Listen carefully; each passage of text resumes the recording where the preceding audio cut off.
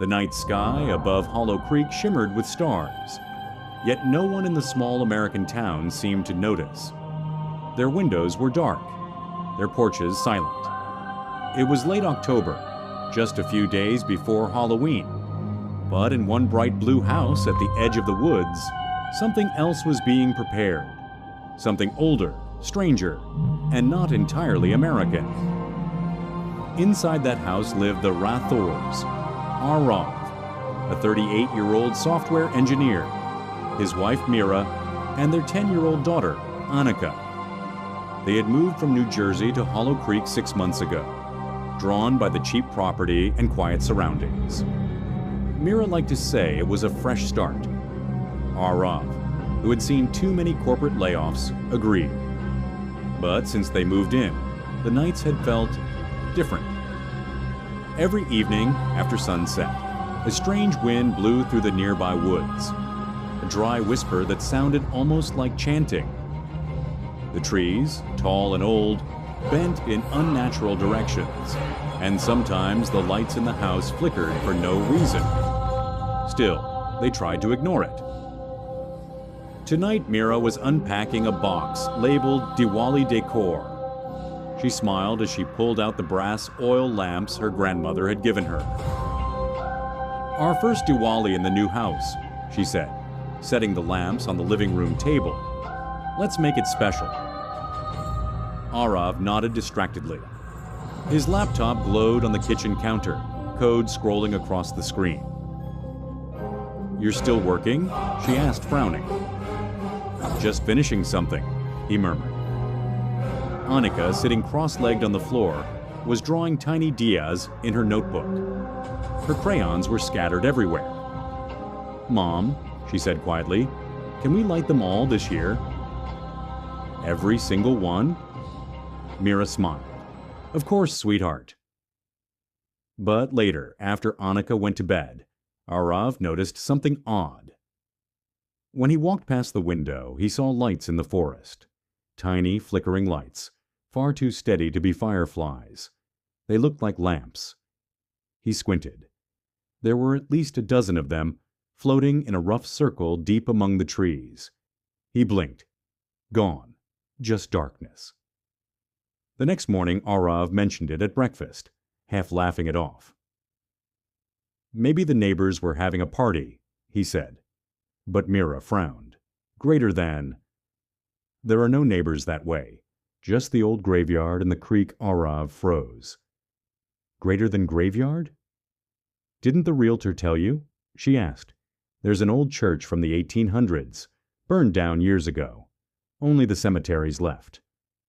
He chuckled nervously. "Well, that's just great." That night, when he went outside to throw the trash, he noticed something else. On the porch railing sat one of Mira's brass lamps, but he was sure she'd packed them all inside. Inside the lamp, the wick burned on its own. No oil, no match. And beside it, carved into the wood of the railing, was a small, perfect circle, like the ones he'd seen in the forest. He blew out the lamp and went inside. 2 days later, Diwali arrived. Mira had decorated the house beautifully.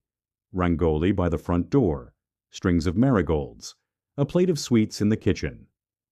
She wanted to keep the tradition alive even here, where most neighbors didn't even know what Diwali was. Annika was thrilled.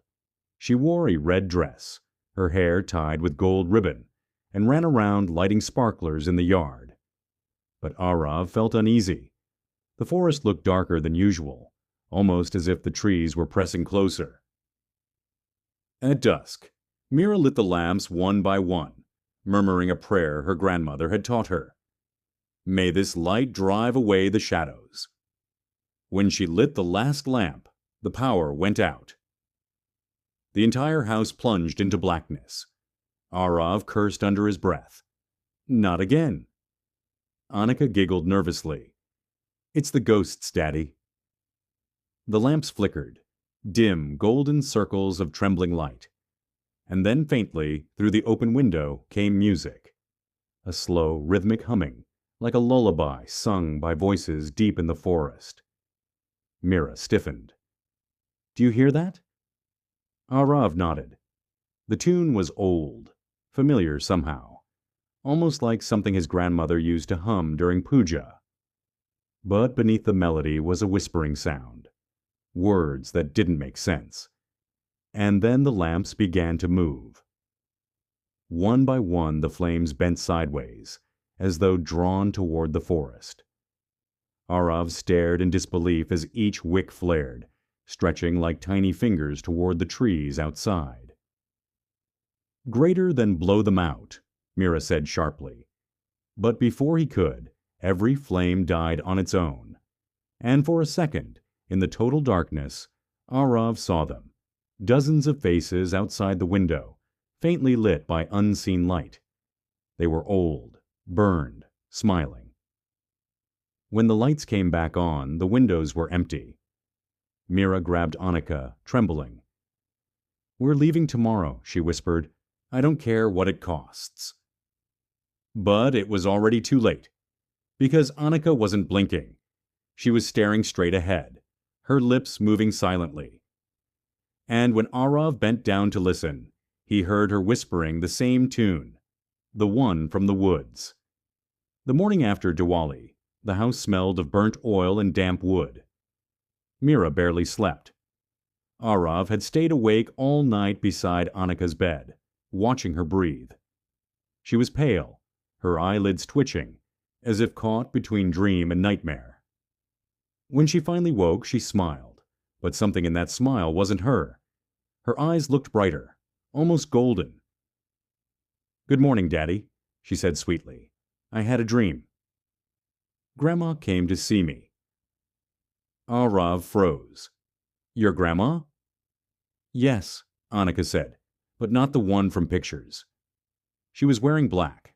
Her hands were burned. She told me to follow the lamps tonight." Mira dropped the spoon she was holding. The clatter echoed through the kitchen like a gunshot. "Annika, stop that," she said sharply. "That's not funny." But the little girl just smiled again and went back to her cereal, humming the same tune from the forest. Later that day, Arav drove into town. He needed to clear his head. Hollow Creek was small. A few stores, a diner, a gas station, and a library that looked like it hadn't changed since the 1950s. The librarian, a woman in her 70s named Mrs. Kearney, greeted him with a cautious smile. "Greater than, you must be the new folks out by the woods," she said. "Strange place to move into this time of year." "Greater than—" "What do you mean?" Arav asked. She hesitated, then lowered her voice. "That stretch of land. The old church burned down there 100 years ago, during something they called the Festival of Lights. But it wasn't your Diwali greater than what happened." She looked around, making sure no one else was listening. "The preacher's daughter disappeared. Some say she started worshiping something older than God. She taught the townsfolk a song, said it would bring the light of salvation. They all sang it by the creek that night, holding candles." She paused. "Greater than, in the morning, the whole congregation was gone. Just ashes and footprints leading into the trees." Arav swallowed hard. "That's just folklore, right?" "Folklore doesn't burn down a church," she said softly. He left soon after, but her words clung to him like cold air. That evening, he came home to find the house darker than usual. The lamps, which Mira had stored in a box, were missing. "Mira?" he called. She came from the hallway, pale and trembling. "They're gone," she whispered.